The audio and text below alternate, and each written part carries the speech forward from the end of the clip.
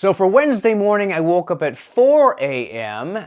With the idea of being on the road at 4:15 a.m. And that's pretty much what we did, very early, but figured, okay, we're going to beat the fog, or I guess you can't beat the fog, but the chance of accidents is lower before traffic starts getting thicker. Got to the same place again, and traffic was really starting to slow down. There was a police car or like something with lights on, and I thought, I hope they're not stopping traffic completely, but it was kind of in the two right lanes. I'm kind of going very slow so people can kind of go around it. But it was getting very concerning once again. And shortly after that point, we got up to a place where, visibility was near zero. It's just a weird feeling when you're kind of going any speed and you just can't see more than 5 feet in front of your car. That's concerning. And you're also really worried about someone smashing into you if they're going too fast. So that was getting, a little bit nerve-wracking. It helped when finally we kind of started to get into a line of cars that are all kind of going slow with lights blinking. I guess the main concern was things coming to a stop because of an accident, but luckily no accidents, just kept going, and finally, a few miles later, got past the point where we were at the day before, and got through the fog, and it started getting lighter and lighter. And then a few minutes later, we kind of heard that they had closed the road, so everyone at a certain point behind was pretty much getting turned around, so I would have probably missed maybe another flight had we not gone that early in the morning, so that was kind of a good lesson. I mean, in areas like that, you really have to account for the fog can mess up the entire commute. I didn't really think that it was that bad before, but now when you're in it, you realize it is pretty serious stuff.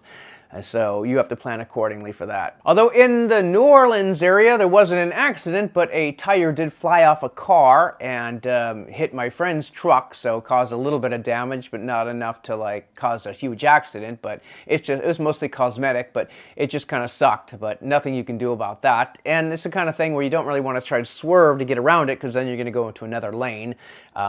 And even if the traffic's not too heavy, you just don't know when you're swerving into a lane who's there. It's just not a good idea. Sometimes it's better just to take the object head on and see what happens. So I said farewell at the airport and got into the security line. Went fairly fast, actually. The security went really well. Got through that and was looking for a duty-free store because I wanted to buy some tax-free liquor, but couldn't find anything like that. It was very hard to find something like that. And then I found a Chick-fil-A, got a sandwich, chicken biscuit sandwich, I think, which is pretty tasty. Not the healthiest thing, but I was pretty hungry at that point. I hadn't eaten or I hadn't drunk anything that day, which is a really good idea for these kind of commutes, because you don't want to fill up on coffee when you're going to be in a 3-hour, 4-hour traffic jam. This time it didn't happen, but the day before, same thing. It's like if I had consumed coffee, then I would have had to stop and kind of use the bushes on the side of the road. I had been hoping for an upgrade. When I first bought the ticket, I was first in line for the upgrade and there were 2 seats left. However, the next day, I was second in line and there were 0 seats left. So I believe somebody bought the last 2 seats, and I also kind of lost my status wasn't enough to keep me in first, although both of us might have not gotten the upgrade anyway. Well, I didn't. But I did have a nice perk of being the only one in my row. So as soon as we took off, I was able to lie across all 3 seats and get some sleep, and I actually did probably sleep for about 1.5, 2 hours, and that was nice. No food was served because I wasn't in first class, but I still get a free drink, so I had a scotch and maybe a little snack. But it didn't matter to me. I was going to just get some sleep until we landed in Seattle. So at Seattle, before I went to the parking garage, I wanted to look around for a place to buy that tax-free liquor, because the taxes in Washington are extremely high for liquor tax.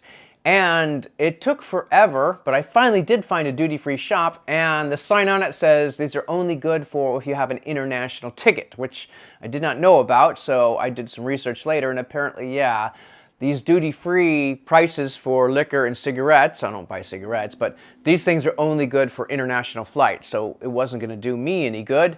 But now I at least know that I haven't been missing out on this. It's just not an option unless I'm on a flight from London back to Seattle.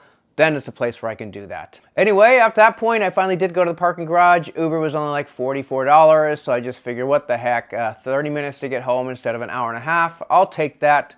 Took the ride, and within 30 minutes I was back home and resting, and the vacation was completed.